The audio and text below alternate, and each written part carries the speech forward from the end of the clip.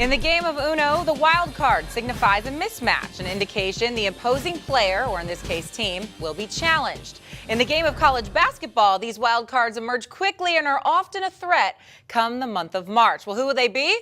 For that, we welcome in former Notre Dame head coach Digger Phelps. And Coach, I know you have a couple teams that you believe will be wild cards and make some noise this college basketball season. Who are they?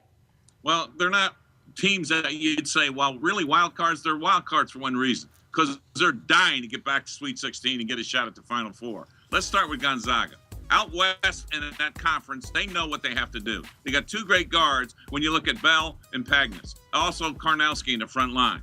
But the new guy on this team, the new kid in the block, is Kyle Wiltshire, the 7-foot transfer from Kentucky, who gives them more depth in that front line.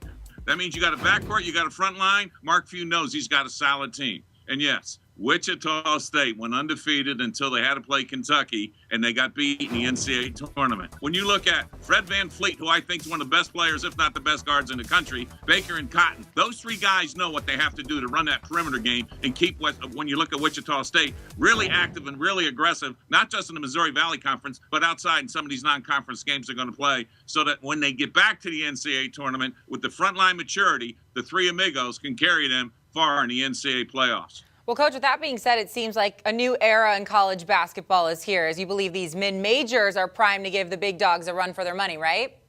Yeah, when you look at it, it's been interesting to see how when you start March Madness, throw away your title. You got to play the bracket, you got to play your games, and I think that's what's more important.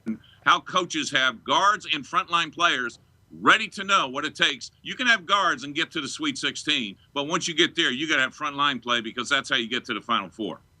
The legendary Digger Phelps, thanks so much for the insight, Coach. My pleasure. For more from Coach and for more surrounding college hoops, be sure to keep it locked right here on CampusInsiders.com.